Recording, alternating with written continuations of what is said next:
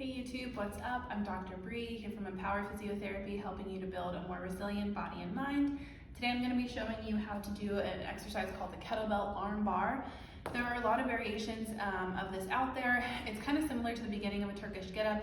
There's ways to make it a little easier, ways to make it more difficult. The reason I love this exercise is to work on shoulder stability or proprioception, which can be really helpful for folks who feel like they have the strength and they have the mobility, but that coordination is just a little bit trickier.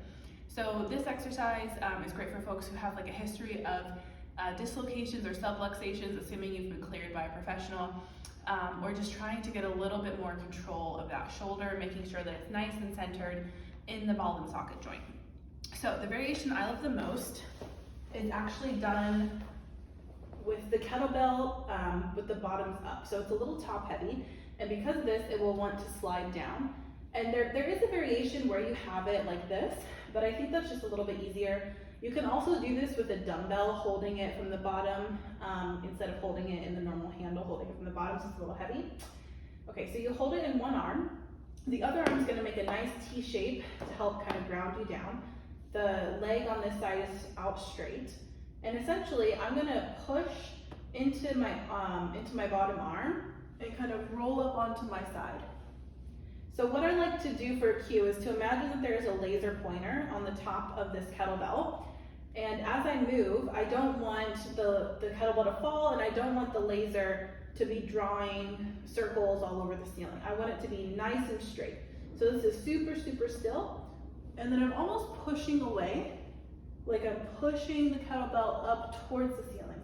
For me, it's helpful to find one spot on the ceiling and try to stay there. The more slow and controlled, the better with this one, so that you stay nice and centered, trying not to let it fall. This is only a 10-pound kettlebell, and trust me, for some folks that can be plenty heavy. You can start even lighter, and I would work up towards 12 to 15 of these to really get that endurance. Today I'm going to be showing you a variation of the banded pull apart. I've already done one video on banded pull aparts, which I will link here. But this one is a little bit of a progression. I really like it because it can force you to engage a little bit more of that mid-trap rhomboid area in between the shoulder blades, as opposed to just using the posterior or rear deltoid. So what you're gonna do is grab a band, maybe a little lighter than you typically expect that you'll need.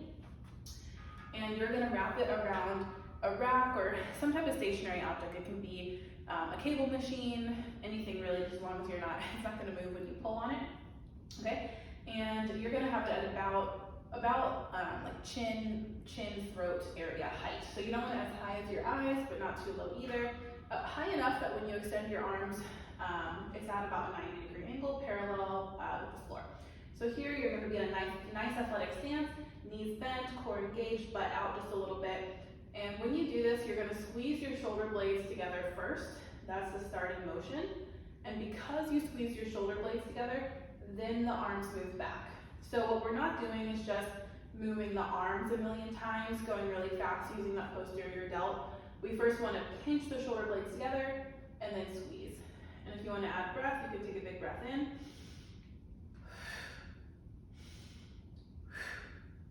To make it harder and to add a little more control, to make sure you're actually targeting the thing that you want to, you can squeeze, hold for 1 second, and then slowly, for a count of 3 or 4, return back. So big breath in, exhale, hold, and then slowly center it back.